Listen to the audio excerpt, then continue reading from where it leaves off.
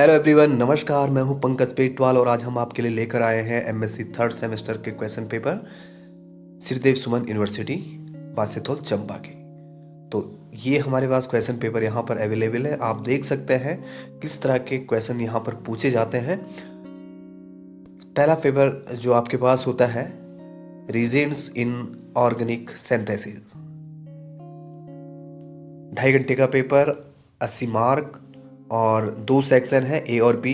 दोनों में से 4 क्वेश्चन हमें करने होते हैं और लिमिट भी दी हुई है। 100 शब्दों के अंदर आपने अपने आंसर को लिखना है, यानी कि आपको टू द पॉइंट लिखना होगा।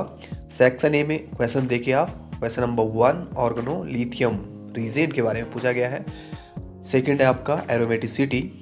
थर्ड आप देखिए यहाँ पर मैकेनिज्म। फोर्थ में आपके पास फेरन ऑक्सीडेशन।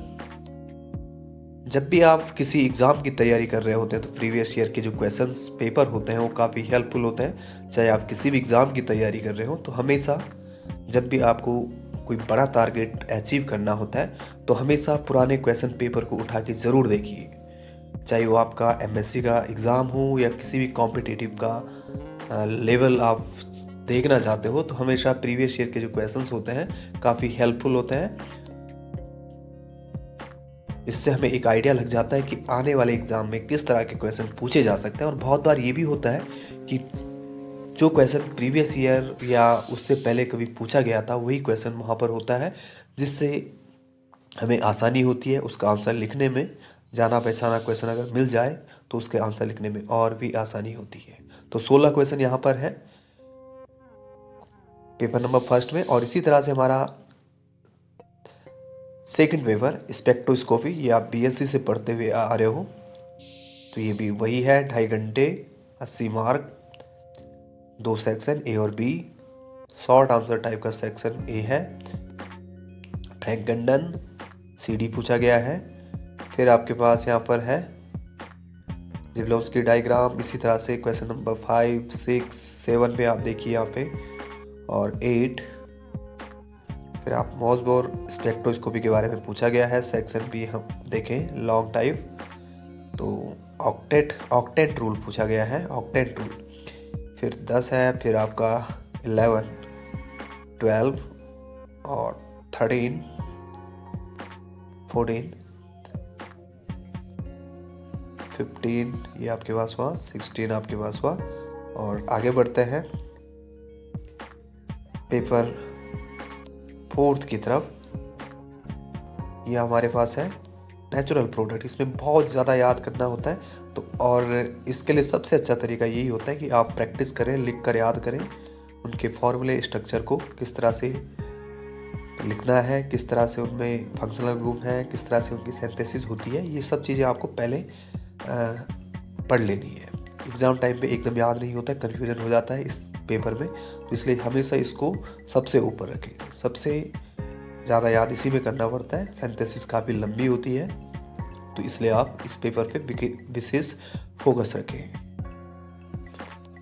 और जो क्वेश्चन यहाँ पर है अधिकतर उसी तरह के क्वेश्चन पूछे जाते हैं, जैसे कोलेस्ट्रॉल हो गया या फिर ये हार्मोन्स हो गए, प्रोजेस्टेरोन, टेस्टोस्टेरोन्स, और भी आपके पास डील्स हाइड्रोकार्बन, या फिर आप देखो यहाँ पर विटामिन बी या के कॉम्प्लेक्स क्विनाइन, ये सब अधिकतर रिपीट होते हैं। एल्कोइड्स, इनका क्लासिफिकेशन, इनका सिंथेसिस, स्ट्रक्चर डिटर्मिनेशन, निकोटीन, ये क्वेश्चंस, इनमें से कोई ना कोई क्वेश्चन आपके एग्ज़ाम में, जो आने वाला एग्ज़ाम है उसमें ज़रूर दिखेंगे, तो हमेशा ध्यान रखें।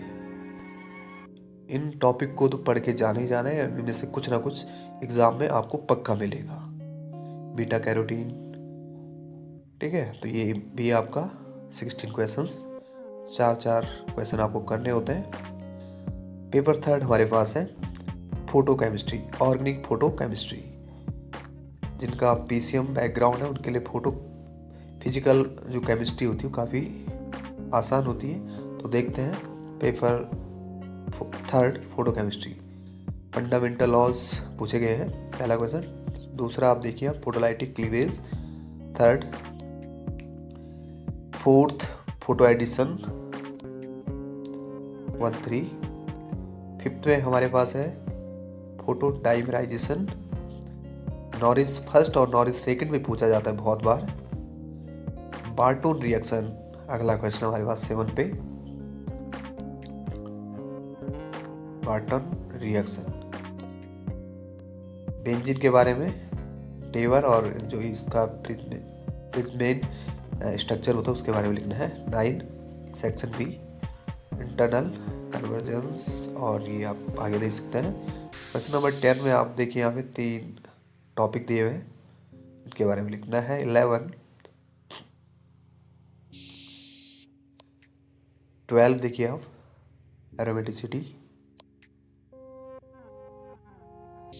13 reaction mechanism, Norrish type second आ गया। फिर